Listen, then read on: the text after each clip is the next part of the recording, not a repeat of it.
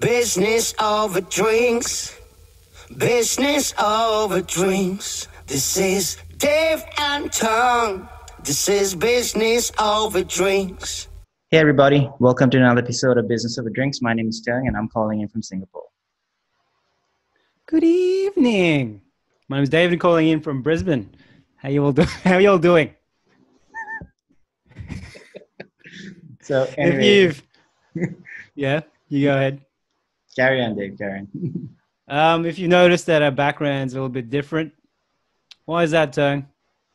Well, both of us have actually moved house, even though we don't live in the same country and we don't live together. We moved house at almost exactly the same time. Because we're twinsies. Terng just follows me, whatever I do.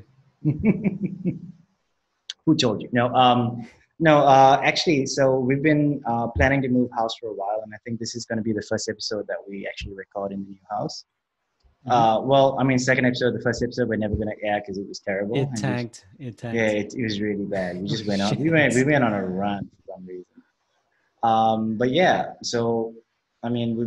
We're going to be doing an entire new series, an entire new set of interviews and podcasts coming your way for Business Over Drinks. And yeah, it's been an exciting time, Dave. Been an exciting time. So I got engaged and also got a puppy, a Shiba Inu. She's asleep right now. But you can check her out on Instagram at Ultimate Shiba. We'll link to that in the show notes. Maybe we'll share a photo. She's very cute. She's a massive troublemaker. Mm-hmm. The other day when I wasn't watching over for 10 minutes, I just saw styrofoam in her mouth. And then I pulled it out of her mouth. I looked again and she had rocks in her mouth. She just eats everything. I really like how you glossed over your engagement really quick and just went into your Shiba. So I love that. Yeah. That's great. But congrats, Dave. I think I've already said that a few times. I'm really surprised. I just never thought you'd ever settle down. Yeah, you told me something very supportive about the dog. Like, it's very cute, but it's wasted on you. Thanks for that, man. Thanks for that. I think I also said that about your relationship. Anything that good that happened to you. It's pretty much everything. It's just wasted. Which brings us to our topic for tonight. How to communicate without sounding like a dick. That's really hard. It's really hard. It's really hard, but Terng's in PR. I don't know how. He's in PR. He owns a PR agency, public relations for those who don't know what that means. So it's all about communicating in the right way. And I mean, whether you own a business or whether you're an employee or whether you're just trying to persuade friends to do something, sooner or later, you're going to have to communicate in a way that is productive for both parties, right? Yeah, and then hopefully this we've learned a few tips throughout our lives that we can share with you tonight on how to communicate properly, how to persuade without sounding like a complete asshole. Yeah. Oddly enough, actually, I think Dave's better at communicating personally. So on a personal level, Dave's better at communicating without sounding like a dick than I am. Because I tend to be a little bit more in your face and upfront than the average person who works in PR. I'm not crazy. I go running up to people and just harass them, but I also don't filter as well as I should, which is probably why I'm in PR, because a lot of what I've learned on how to manage my own communication can actually be implemented in work. And I think how I do things a little bit differently, and this is from an Asian perspective or a Southeast Asian perspective, is I believe in authenticity versus actually looking at it from a perspective of, hey, how do we keep your message? How do you make sure that we don't say anything that's not going to be a little bit controversial? I just think that you need to be authentic. So I don't fully agree with the topic, at least, without sounding like a dick, because sometimes authenticity means you sound a little bit like a dick. But I just mean that how you don't sound like a dick for no reason. I think that's how I would come across to this topic. But yeah, Dave. Yeah, I like your point, man. Mm-hmm. Sorry, just sorry to interrupt, but just to add to ask you another question about that. I mean, you raised a good point, because some people.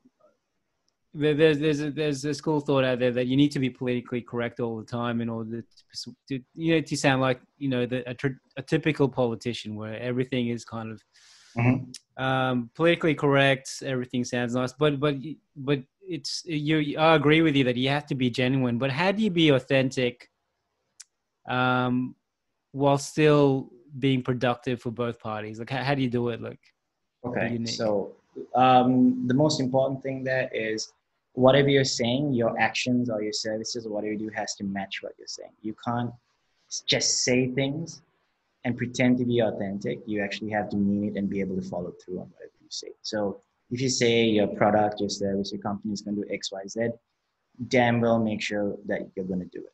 No, that's one thing, right? That's the simplest thing I can say. The other thing is you're never going to please everybody. And I tell my staff this and I tell myself this all the time because there's this, it's two things. It's one, you want to be politically correct. You want everybody to like say that, okay, this person is, there's nothing controversial about this person, but there's another things also you want to be liked. A lot of people want to be liked by everybody else. Mm. I've never had that compulsion. I actually don't need to be liked by a bunch of people, which gets me in trouble quite a lot. But what it also does is it allows me to be authentic without having to worry too much about the consequences. Because even being genuine and being true to yourself can have consequences. So you're never going to avoid them 100%. If you release a product that is perfect for your customer base, say a product or a service, either it's priced one way or it offers services in another way, um, you're going to find some percentage of your customers, your potential customers, is going to hate it because they're going to say like, oh, it's too expensive, or like, hey, you're not doing exactly what I want. It doesn't actually matter in the long run because you're kind of following through your as long as you communicate what it really is. So don't promise them everything and not deliver. But if you just basically say that, this is for this type of company, this is for this type of individual and person, I don't think there's a problem with that. I think you can basically do whatever you like as long as it's not harmful and as long as you're being truthful. And that's just my perspective. Maybe I went off in a tangent, Dave. What do you think? No, I think you're right about being truthful, but I also think that you should be. Oh, sorry, just to add to that. Yeah, I think a lot of people, including myself, sometimes beat themselves up for not being able to please everyone, or not able to close every single person or every single person we approach. But if you think about, like I heard this from a speaker once, if you think about Jesus, if you think about Buddha, if Jesus was like the son of God, but he still had haters, right? What chance do you have to please everyone? Or if you just Google Mother Teresa scandal or Martin Luther King Jr. scandal, you'll find people who hate them. Like they'll be your archetype of people that everyone should Mm-hmm. love. But you can never, even if you're Mother Teresa, you can never please everyone, right? I'm sure Terng has a bad joke to say about Mother Teresa after this. No, I do actually. Yeah. I do. But I'm not gonna say. I'm not gonna say. I'm not gonna say. My Yeah.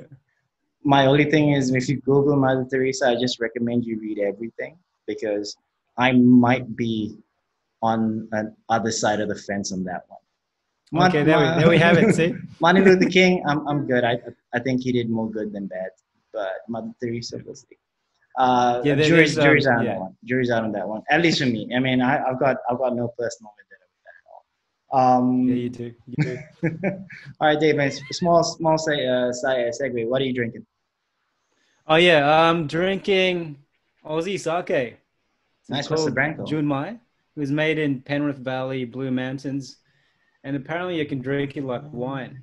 I'm drinking a special edition Tiger beer, Orchid Brew. So Mm. it's different. It's not what I expected, and it's the only can I had in the fridge. So okay. Others I like to drink like really What strong. happened to all you? Don't you have like a carton of wine? I'm not gonna open a full bottle of wine, man. I'll just have to drink it by myself, and that just gets really like sad. That's nothing new. That's nothing. But That's sorry, true. back to being authenticity. Like I met Terng. Terng really does.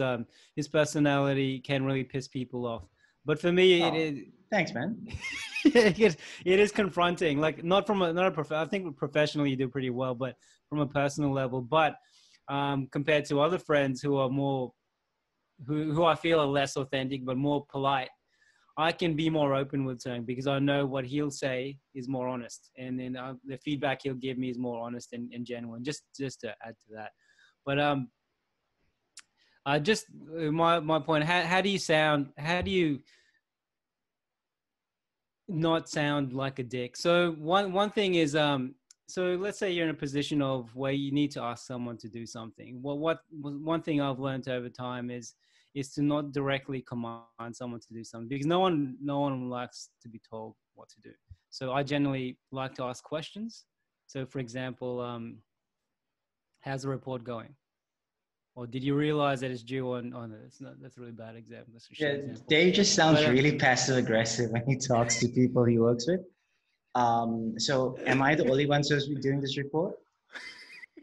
I didn't realize that this was a solo job. I thought this was a group effort. Well done, Dave. no. I think you just sound like a dick, man. All right, let's just cut out my part. What did he say? I think you should just what? No, I didn't realize that this was a solo project. I thought this was a group. Hey, how come the quality of this report is really shit? Can you give me some answers about that? Yeah, questions. You just ask questions. I have a slightly different approach, Dave, and I don't mean to like correct you or change. Sorry, I just need to before you do that, I'll correct myself. So, that's a really bad example. So, for example, today I had to ask people to make comments on a specific thing. So instead of saying, "Can you do this, please?" I said, so I spoke to the person in charge, and apparently, and the best way to solve this is if we all go together and comment on the specific post. So instead of saying, "You guys need to comment, this is going to help us a lot," I said, "We should all do this together." Mm-hmm. So I'm putting everything together. Lead by example, basically, and like trying to get everybody. Lead by example, and being conscious about the language you use. Got it. Okay. No, that's good advice, man. That's good advice. I like how you put that across. It's better than your passive aggressive statements. Hey, is your probation period running out? And what I've heard the quality. Well, like, so what's your next step after this? Are you leaving the company? Just like bye. No, so there's a really interesting thing that we try and follow in my company, and I wouldn't say we do it successfully, but we try to follow it. It's a concept called radical candor. So radical candor sits somewhere between criticism and being very harsh and being extremely complimentary, and the other one is also being constructive. So radical candor, all it does is you have to accept criticism, whomever you are, as long as it's constructive in nature, and that you leave emotion out of it as much as possible. So it's actually a management style. So I use a version of that because the term radical candor itself has a very negative connotation to me, because I worked in a company where during a management meeting where I was quite a senior person, during a management meeting, we actually had the manager of the company say, the MD of the company say, he's going to implement a radical candor method of management so that he'll be able to tell us what we're doing wrong. And everybody in the company said, does it go both ways? And he said, no. So basically, he could just like shit on all of us, but we couldn't shit on we couldn't say anything about him. Okay, so as you can see, there's a slight change. I just changed location because this is more comfortable. So, and I decided that this would be better for everybody because I didn't look so constipated the whole time. And also it's a lot cooler in here than you still do. Thanks, man. But yeah, so coming back to the story, right?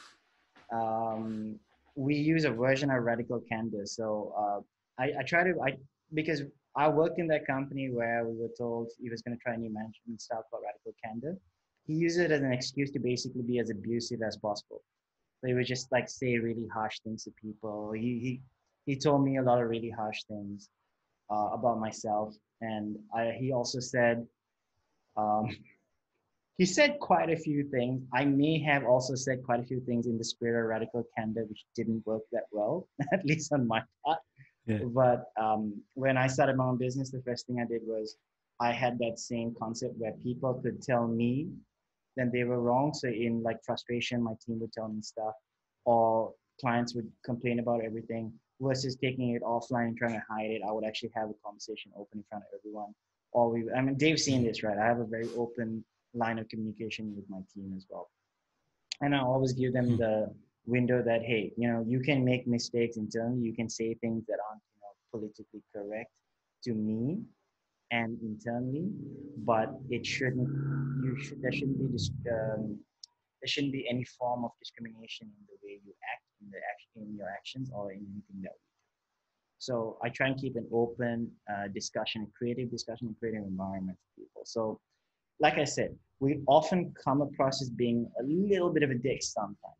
But what it is, we try and make sure that we match it with. I'm sorry, is that from my side? The sound of the car?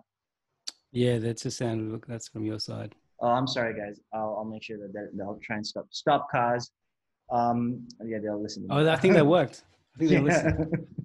But yeah, so what I'll do is I'll also make sure that we have an environment that's actually conducive to everyone being able to be creative and being able to express themselves properly. So does that make any sense? Yeah. So you've technically, so this is for internal communication. So you've already set up the rules, right? So this is how we play. You can be honest. These are the guidelines. So everyone's in clear understanding. So it's not just like you're abrasive and honest, but no one knows what to expect. Oh yeah, no. So we're straight up. We're straight up. Yep. So majority, like I would say 90% of the conversations we have happens as a group. So it happens in channels with multiple people in it. Not everyone, obviously, that would just be too messy. But even if it's criticism, so I'm directly criticism, people are telling me, hey, you forgot to do this.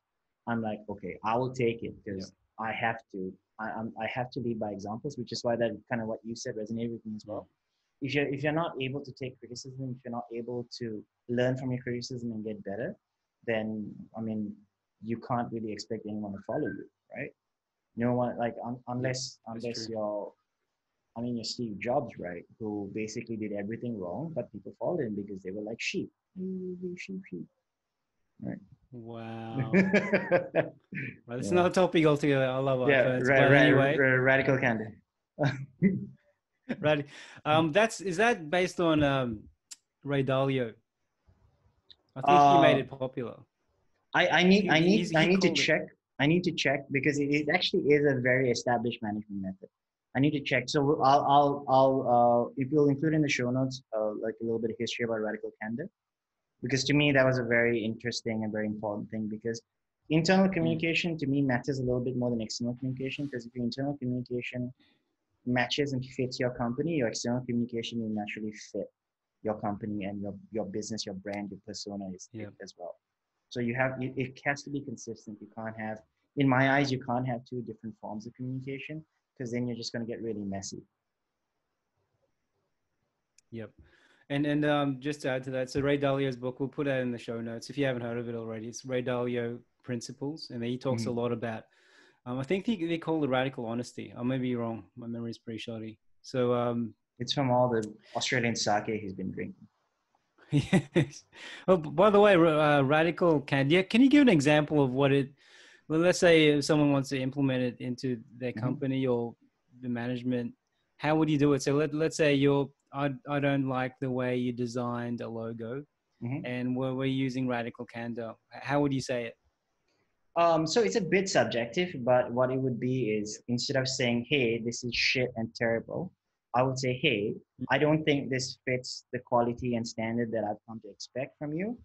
What I'm looking at is, X, Y, Z needs to fit this. Give them a pathway to success, and try and help. So basically, you're telling them very clearly you did wrong. You're not saying like, hey, great job, everybody, that's so cool. I mean, I would suggest a few tweaks, because that's not radical candor. I mean, that's basically just trying to like not offend everybody.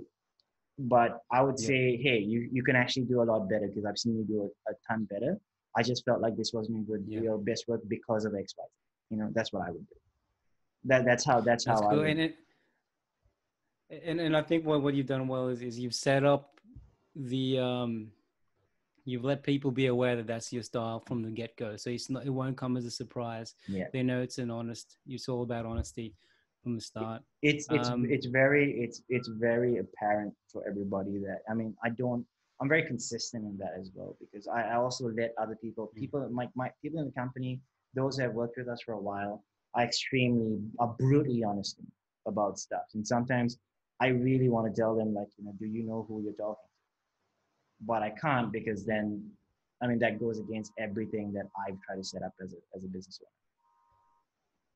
Yep. One day, I'll get them back. Yes. With a mean email. Just really, really hurtful comments on Instagram. I don't think that dress suits you. Oh, that's so sad, man. Unfollow, report, unfollow. Inappropriate content, hurtful, spam. So I mean, I'm curious. How would you? Let's say there's a situation you're in where you need to confront someone about something that you don't, a behavior that you don't like they're doing. How would you do it? That's a tough. I mean, that's tough for someone like me as well. So could you repeat that again? So let's say you have a colleague or someone you're not that close with, like you can't always be honest with, who is doing something that you're not very happy, like acting in a way that you're not comfortable with, and you need to confront them. So, for example, you maybe have a manager who is yelling too much, or he's you don't like, or maybe you have a manager who has body odor, for example. How would you confront someone in a non-asshole way that still That's tough, man. wins? That's tough. Like, how personally I would do it, and I've had to do something similar before to you, Dave. You smell, and you're drinking, and abusiveness. Are you talking about me? It's just about you mostly, man. Yeah, look at him go back to the bottle. Yeah, I'll tell you straight up. Okay, so what I would do. Defense mechanism. What I would do actually, so for example, say the person was smelly, right? I would then actually make it a private conversation versus having a group conversation, because to me that's a very personal thing, and also radical candor doesn't mean that you have to do it in front of someone. I just prefer to do it that way, so everybody knows, and there's always open lines of communication. So both praise as well as I wouldn't say I was scolding or chastisement, but like, constructive feedback comes both ways. In this I like case, your shoes, but you smell like shit. No, in this case, I think I'd just be straight up and as honest as possible. I will be a dickhead. There's nothing that will stop me from a dickhead. Unless I avoid the issue completely and we all suffer through, nothing is going to stop me from being a dickhead. I mean, I'll be honest with you. How would you tell a friend, someone you know but maybe isn't that close a friend, that, hey, you smell like you haven't had a shower in 6 days? How would you tell that friend? I'll do my ask the question technique. Oh, is there a garbage dump nearby? I don't know. No, because the thing is, right, what I've noticed is people that smell, and this I know we're taking a segue here, but I think it's very important. People who smell don't know they smell. No one who smells thinks I stink like butt. They think, it's all right. They don't smell themselves. They're so used to their own smell. It's tough. Yeah, it's a rough. So my fiance's stepdad is a CEO of a company, and there was he's a boss. Like one of his managers. A lot of employees were complaining about this particular manager who had a strong body odor. Like she was a female. She was a leader, but she had strong body odor. So what he did was he brought it into a meeting, and as you would, with just one-on-one, and his approach was the fact that he brought up the fact that there were reports about her smell, and then he explained why. He said that's affecting staff morale and so forth. Is there any way I can help with this? And that's how he did it. And she was very embarrassed though, and she did fix herself up in that regard afterwards. But it's a tough conversation. Then she left the company, and now she basically is going to a competitor, stole all the secrets. No, I'm making that up. No, I mean, okay, so yeah, no, so there are situations where you're always going to be the asshole. You, like I said, you're never not going to be you're never going to be a person or a company or whatever it is that's going to be completely liked by everybody. You're going to have to make Yep. tough decisions. If you're in a position where you have to provide feedback or tell somebody something or communicate with people, you are going to be a dickhead sometimes, right? What I haven't come to embrace that, but I've come to understand that that is a part of life. Because when I was younger, I tried to avoid those situations because, hey, I mean, I felt like, hey, this is about my pay grade or some shit like that. Then as I got older, I'm like thinking, God, can I delegate this to someone else? Then I think I kind of grew up when I realized that, hey, I got to kind of fire people, right? And I did that as a manager like many years ago, and it was hard. I actually had to look someone in the eye, someone I thought that, hey, you're a nice person, but your work is terrible. So I'm going to fire. I have to fire you. So I was told, you have to do the firing. I had some of the worst like directors and bosses ever. I shouldn't have had to fire somebody, but they made me do the firing. That's very harsh, man. But it is, I think I did okay with that. What I did was I didn't try and play the blame game because I've seen that too much where if you're firing somebody, you're basically blaming them a lot. What I did was I said, hey, can you and I sit down? I need to talk to you because there are issues and the company doesn't feel like this is going to continue for a long time. What I'm going to do is I'm going to take maybe 30 minutes, 45 minutes to an hour. You and I are going to have a discussion on what potentially you can do next and improve on because if the company feels like you're not going to be able to stay in here for a long time. So I was very straight up. I'm like, hey, we're going to let you go. But what I did was I'm like, if you're open to it, why don't you and I sit down and let's think about your next steps? Because I think maybe you may not realize what you're doing wrong, right? That person actually didn't take up the offer. And I think they were very hurt. They just didn't feel like, I was like, okay, I get it. I understood where they came from. But I think if I was ever let go from someplace or I had to face rejection, I would kind of want that. I mean, on a professional level, on a personal level, if somebody said like, hey, well, I no longer want to see you, I'll be like, I'll start crying and I'll run away. Yeah. Because that's what I usually do anyway. Dave can attest to that. You cry all the time. Not like you, mate. But Not like you. I only cry sometimes. Yeah. When I write my poetry. Yeah, man. No, but yeah. No, why don't you read my poetry? We've had so many situations like that as well. I mean, you and I work together. I've always given you really good feedback on stuff. I mean, there are some stuff that we worked together that didn't work out. I gave you feedback on it, like, hey, you were terrible. Or did I? I can't remember if I did that. No, you just say that's your first message to me every single day. Hey, you're terrible. You don't deserve this. See that sunlight? You don't deserve that. With me. So, well, I'm just mindful of time, but one thing I like to conclude with is when someone does something wrong.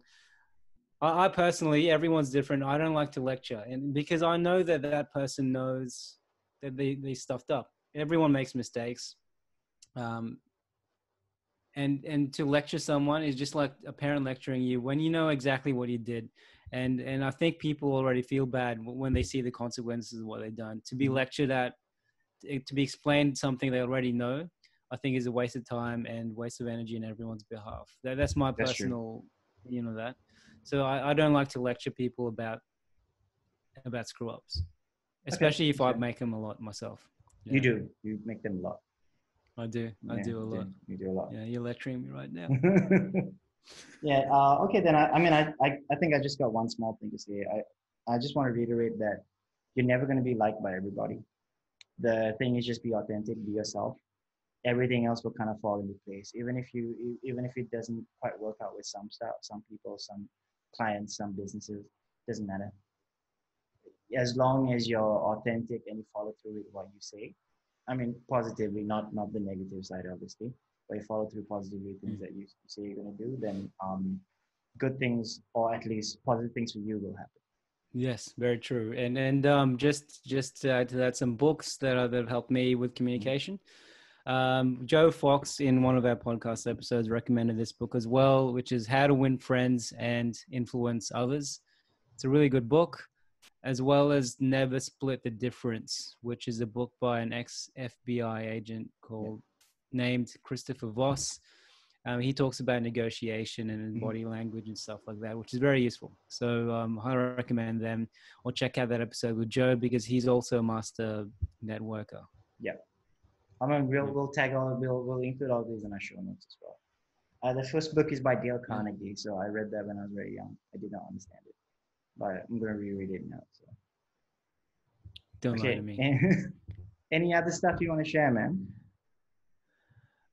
Just don't forget to follow us, like us, subscribe, comment, whatever, on whatever platform. We're now on Instagram, we're on YouTube, we're on Facebook, we're on LinkedIn. And any bit helps. So if you subscribe, smash the like button, it'll help us go a long way. So thanks in advance. Yeah.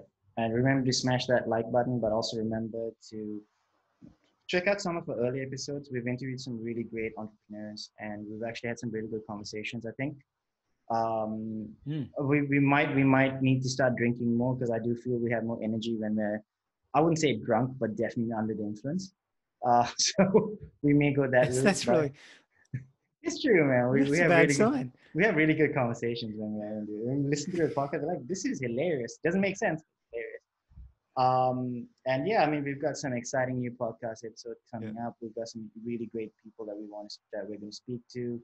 We're recording some new podcasts shortly with some fascinating people. So from all walks of life, entrepreneurs, experts in different fields, just fascinating people that we thought that would really fit into the conversations that we have. And if you want to speak to anyone in particular, hit us up. hello@businessoverdrinks.com. Yeah, and that would be cool. If you have any feedback. We look for recommendations. Yeah. Not feedback. Like as much as I talk about radical candor, I don't really like it when people send me notes and saying, "Hey, you suck." Terng hates constructive criticism. It's really painful. After all of that, you just cancel that all of your credibility, man. It's been all the way back. Like 5 steps ahead, 10 steps back. That's what I. Stay tuned, and we'll get on it. Everybody. Thanks, guys. Have a good night. See you later. Good night. Sweet dreams.